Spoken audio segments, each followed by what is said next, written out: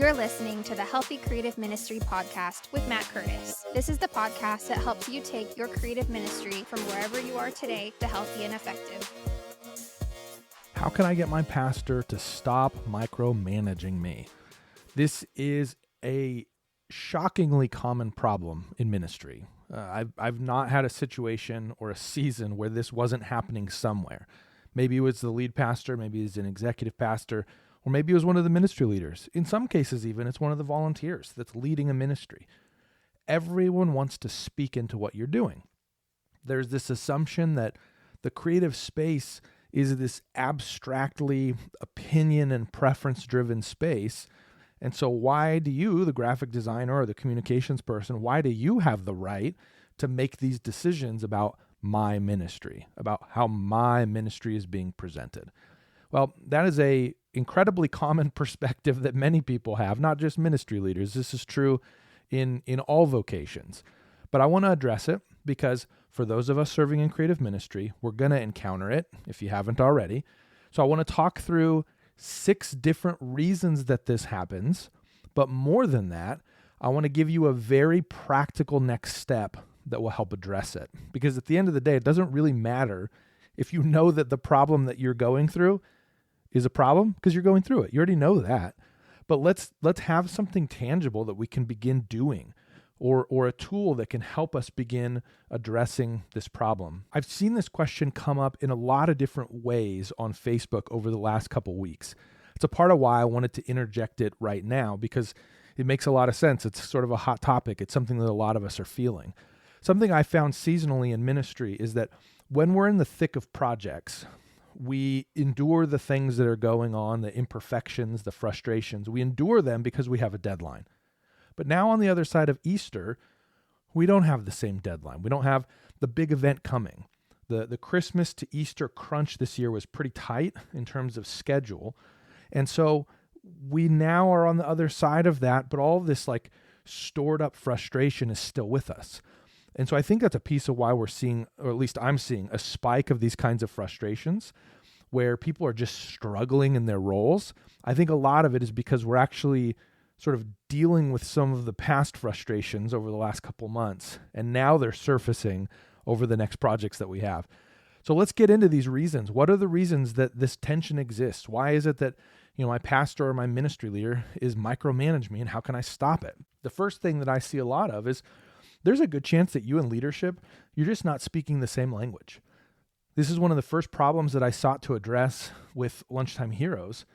And the way that I did that was developing the 4 creative cores.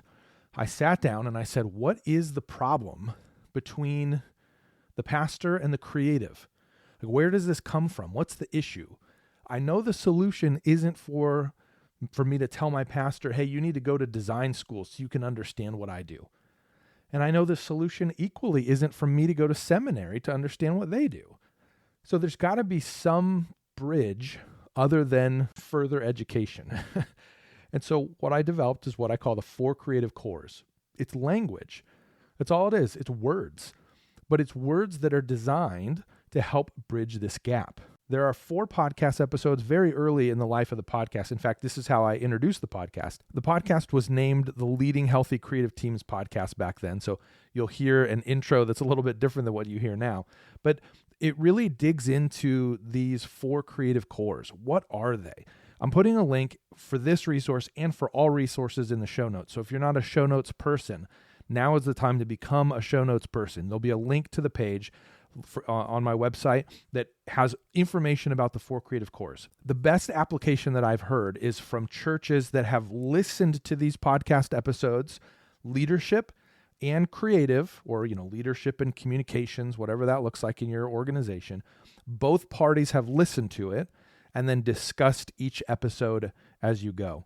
So during the week sometime, invest a little bit of time listening to the first episode, then have a dialogue about it with leadership. Long-term, one of the things I'm thinking that might be helpful is some sort of a guide to go through it together. But right now the media exists and you can engage it this way. And here's why it's so important, because when somebody comes to you and gives you a change or a revision, if they're using the wrong language, it makes it harder to discern what's really going on. I have this all the time with projects that I encounter still. This isn't a matter of not being a veteran in the space or you don't have enough experience. Has nothing to do with that. The reality is that pastors, ministers, the ministry side and the creative side, we think so differently about problems and we're attuned to different issues. So partnership really is the key for us to be successful. And the issue ultimately with micromanagement is that it is not partnership. Micromanagement pulls one party out of the position of expertise and puts them into, the way I like to say it is somebody is trying to design through me. And what that means is I have the skill set to wield the tools to use the Adobe products, the Affinity products, whatever product you're using. I have the skill set to do it, but somebody else wants to be the brain and kind of puppet me through the motions so that they can get what they have in mind. That is not an effective way to leverage a creative ministry. In fact, I would say if that's the way that you want to do it, it makes more sense for you to not have a creative ministry because you're spending a lot of money on a valuable resource and then you're using it in the most minimal way possible. The way I kind of joke about it is it's like having a culinary trained chef and asking them to microwave hot dogs. It's just a bad use of resources. You can get anybody else to do that. You don't have to have a highly trained person to do that.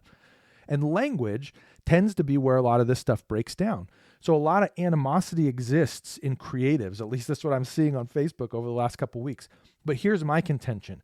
If you get on the same page when it comes to language, you may actually discover that animosity isn't warranted. Meaning the angst that you have, I can't believe my pastor, they just disrespect me. No, it may not be they're disrespecting you at all. It may be they're just using language that in your industry is super inflammatory, but in theirs, it isn't. So when you align around language, a lot of really good things happen. And I have found it actually helps us have much more informed conversations that can lead to our pastors micromanaging us less. The next potential reason as to why your pastor is micromanaging you, sometimes it's personal preference. So sometimes leadership comes to the table and they think that creative is just somebody that they have on the team who has ideas, but they have ideas. So shouldn't they, as the leader of the organization, the head of the church under Jesus, shouldn't they be the ones to make the final say? Well, the problem here is that personal preference is not how your communications function should be driven. That's a terrible way to make communications decisions. And so I guess on some levels, I want to call it out. I want you to hear that. If that's the way that you're making decisions, you're not hired to make personal preference decisions, just like you don't want them coming in to make personal preference decisions. It's actually not your role. And that is a poor stewarding of visual communication, written word, whatever. That's not the way that we do this. So maybe hear that. Maybe that's the step. Maybe the first step for you is, I got to adjust because I'm just saying, I think this looks cool and then I'm moving on. Really what we should be doing is we should be speaking the language of the people that is our audience. That's what we're supposed to be doing. And so if the pastor feels like, I don't like it, well, your pastor may not be the target audience. There was an encounter I had that, proved this in spades. We put something together for our women's ministry event. I think it was a women's retreat. And the men's ministry guy came over to me, the leader of it, and he said, "Hey, I just want you to know, I don't really like that women's retreat promotion." And I looked at him and I said, "Good, because you're not an 18 to 35-year-old woman. We're not targeting with you with this piece at all. You are not the target audience." So what that means is that we won't personally like every piece that we publish. That's a hard one for a lot of people to swallow. It's a hard idea for them to grasp. Aren't we supposed to like the work that we're producing? As the pastor, doesn't this piece represent me? No, it doesn't. This piece communicates to a target audience with the goal of moving the mission forward, and that's what it does. As a communications person, I'm working hard to learn the language that the people that we're trying to reach speak. A practical tool here that I think can be helpful for both you and your pastor or ministry leader, whoever it is, I have a mini course. It's free. It is about basically getting your graphic design on mission. Now, I know your pastor might say, well, I'm not a graphic designer. I don't need to watch this. Really what the course is doing is walking through the decision-making process when it comes to how you communicate to your audience. By seeing that, there's a good chance that they're going to begin to understand a little bit differently.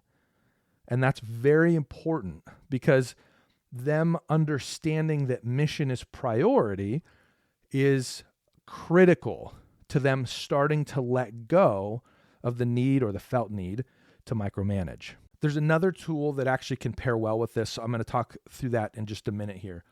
But the next problem, it's really closely related to the idea of personal preference. Sometimes leadership just doesn't understand the role of communications. And so there's a real interesting tension here. I've seen this often where churches have a demand, so they hire somebody in the creative space, but they have no guidance whatsoever for this person.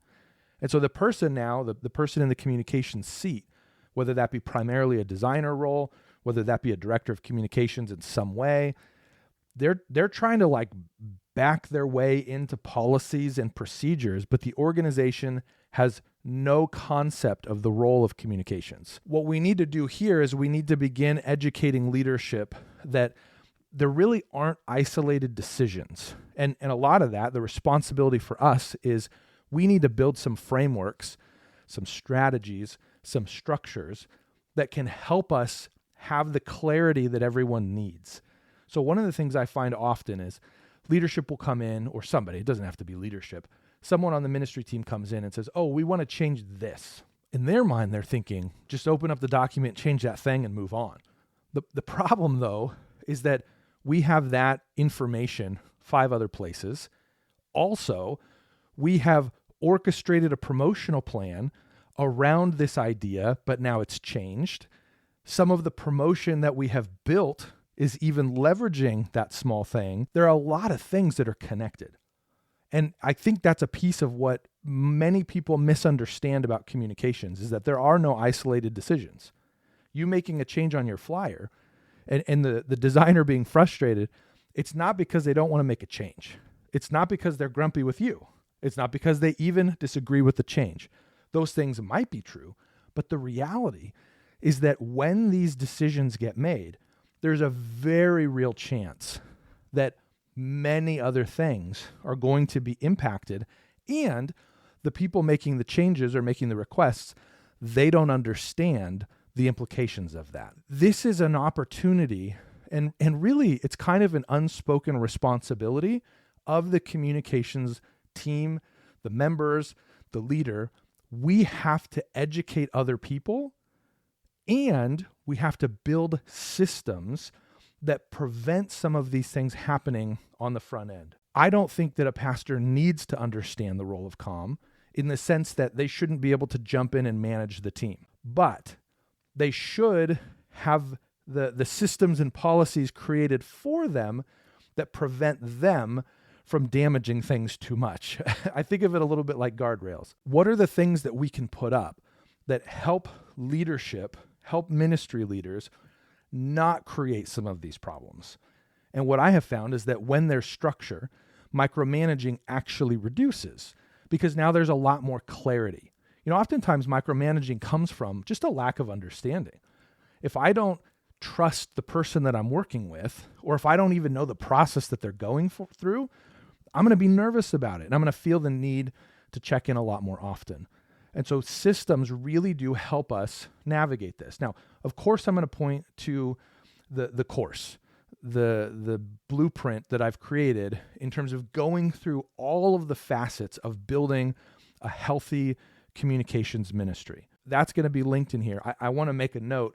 If the price tag has been too steep in terms of a one-time purchase, I've also made it available in terms of monthly payments over the span of 5 months.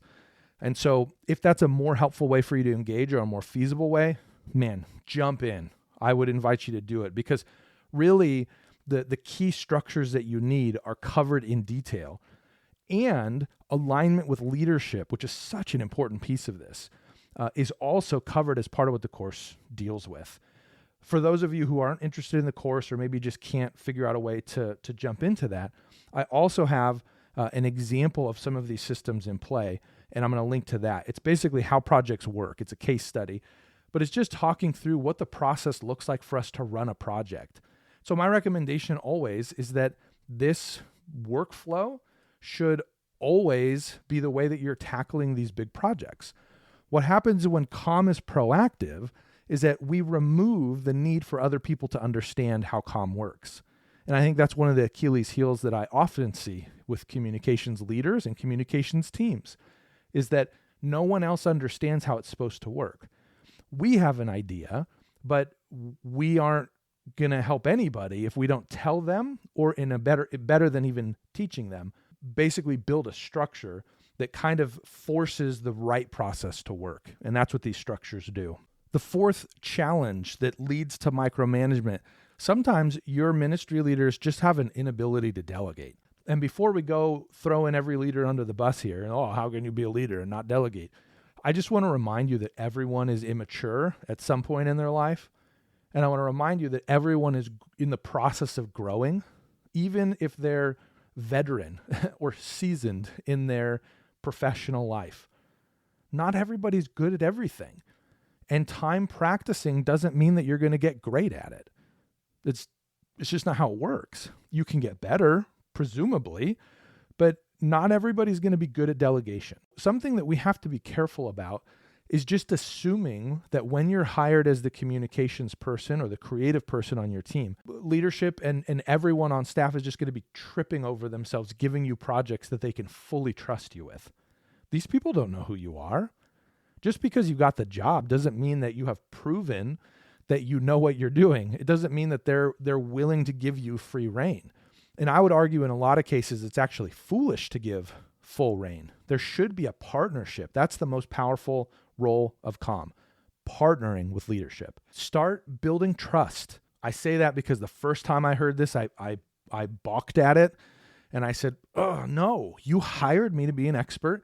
You should trust me. Now, having spent some time in leadership, I'm just going to tell you pretty bluntly, I shouldn't trust you until I have seen that you are capable of doing the things that we are asking you to do. We have to build a relationship, and we do that by working together. What I have found in the comm seat is that we do that by serving first. So what this means is it means that sometimes we will release work that isn't as effective as it could be. That doesn't mean giving up. It doesn't mean don't stand for your convictions. It means that if leadership is pushing hard on a certain idea, your responsibility is to present the options and support them. I've had a conversation with a ministry leader recently. Hey, so I understand what you're saying. I understand I've hired you to be the expert. I don't agree. I want to move in a different direction. So my response is, fantastic. I've made myself clear. I've shared my expertise and insights, and it is your job to make the decision in terms of where we go, and I will support you as best I can in the process. That's the role that we play, and that is the way that we build trust in our organization. One of the most effective ways to build trust is systems. I'll state that just for clarity, but also just being proactive. Initiate regular conversations with people. The ideal for me is that you have a regular one-on-one meeting with the different ministry leaders that drive projects in your organization, and you sit down with them and you say, all right, what's coming? How can I be helpful? How do we want to promote these events? What can I have on my radar? These are ways that you are putting yourself into a line of sight. People understand that you're involved in these pieces, in these projects, in these parts of the project, but you're also guiding that part of the project so that it can be successful. That builds trust. When I see proactivity, that builds trust. And then the other thing I found great success with is being humble enough to ask people what their involvement should be. So I don't just assume that people want to see everything, and I don't assume that people want to see nothing. Those are two very common extremes, actually, that I see with communications. I see a lot of people who are, I'm going to show you everything, and a lot of people that are, I'm going to show you nothing. Okay, how about bring them into the conversation? There's a link that I'm going to share. It's to the mission-minded critique checklist. What this does is this governs our feedback process. And the reason this is valuable is it helps you orient the feedback that you're getting from leadership toward what you're trying to accomplish. You're guiding it so that this isn't a preference conversation. And in a way, what you're doing is you're educating the role of comm. You're helping make sure that the feedback is good, that it's directed in the right way. There's a lot of wins that come with that. But that mission-minded critique checklist is really helpful to help corral this. But it also says, wow, this person really is structured and they have a very clear understanding of why it is that we're doing this project. And they're reminding me of those things at the important times. I trust that they're capable of doing this stuff. And so now what you're doing is you're building trust. When you build trust, that helps others grow in their ability to delegate. Because sometimes people do delegate and it burns them. I've had a lot of conversations with ministry leaders who have done a great job of delegating, but they weren't helped by the creative. So the creative didn't ask for the right information. And ultimately, it led to the project failing. It's not always that people just can't delegate. Sometimes they have learned that delegation is dangerous.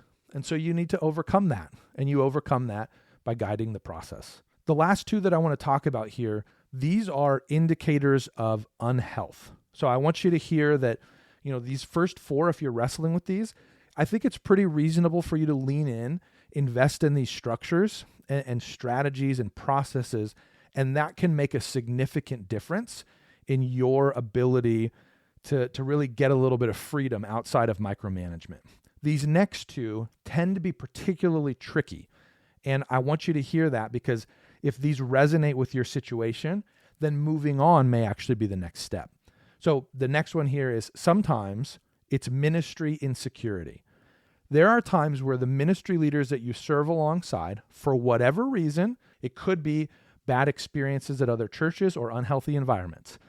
A lot of times, though, ministry leaders find their identity in their ministry. And when that happens, now you're already saying, that shouldn't happen. I agree with you. But when it happens, they will fight to have everything the way that they want it to be. And so this is a little bit different than micromanagement because this is control. And I want to make it clear that micromanagement and control have some nuanced differences. Oftentimes, micromanagement means I've had a bad experience in the past, and so I'm going to heavily manage and be involved in every decision to ensure that the project goes in the right direction. Control is I am the authority, and what I want is what we do. So I hope you can see the difference between those two. They feel very similar, and a lot of times they actually feel the same. And so I want to call out that distinction because if you're in an environment that is a micromanaging environment, it's very common for us to assume that it's wildly unhealthy. Micromanagement is not a healthy reaction, but it is a solvable one in many instances, depending on where it's coming from. Control is very difficult to overcome, and I would argue it's typically an environment to leave because there's going to be some wild unhealth that exists expressed in various ways. If it is insecurity, one of the ways that I've been able to address this, I have a case study. Now you're gonna say, why is a brand strategy case study a method to be able to address this problem? Well, a part of what we were wrestling with is we were trying to understand what multi-site meant for our church.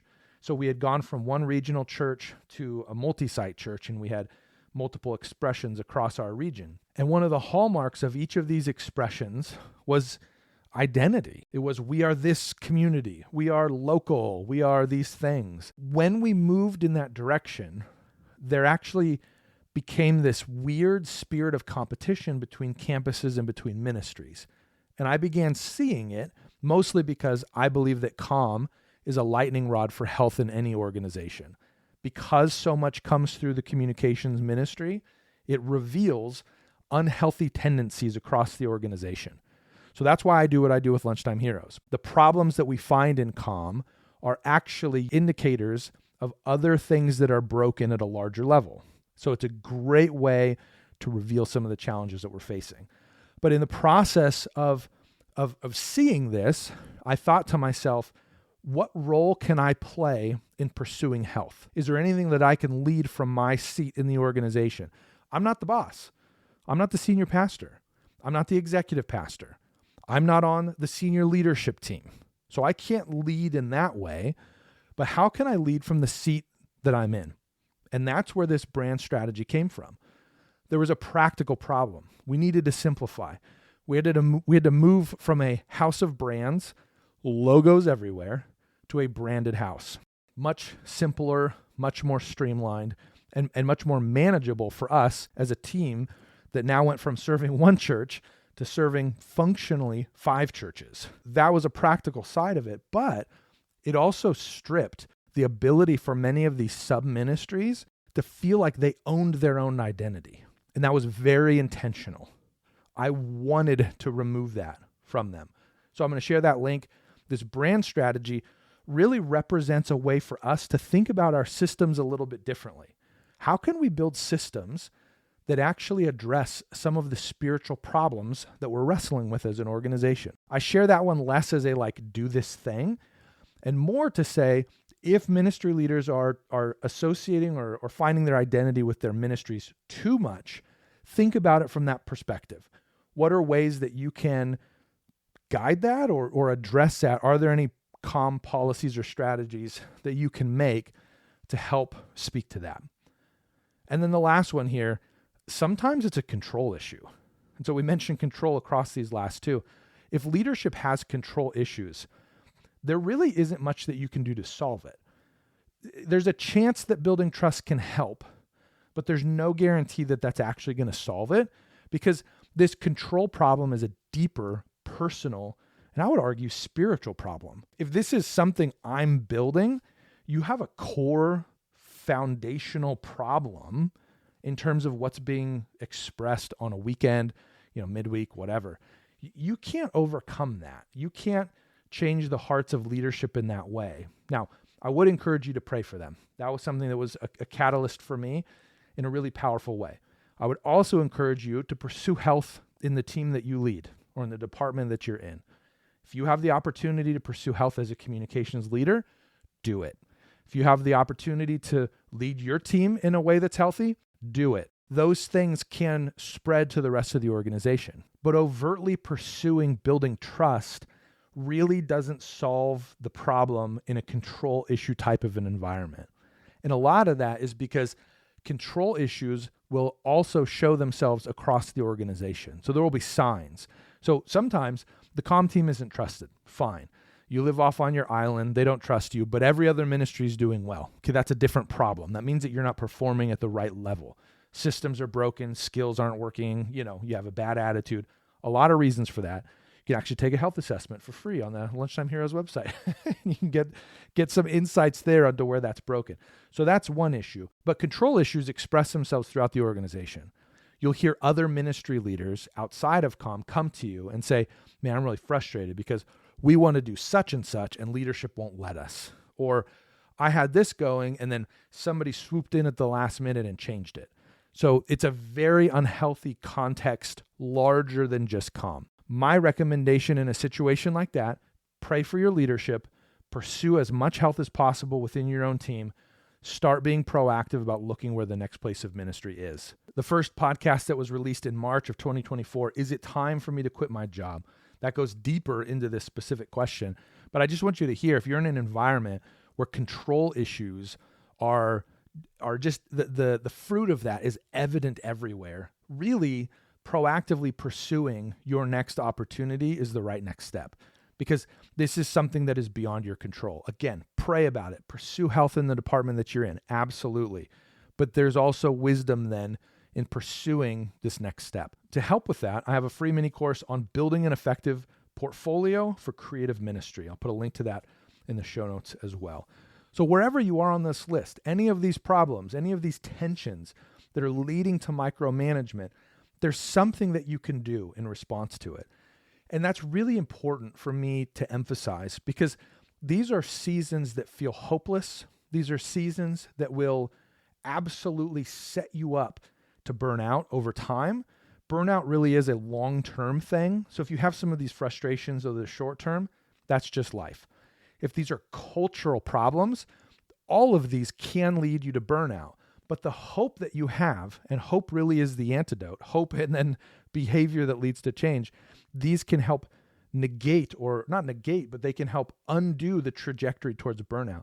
So each of these gives you a very practical tool to embrace, an idea to embrace, a conversation. It can facilitate a conversation with you in leadership, but do something, because you can do something.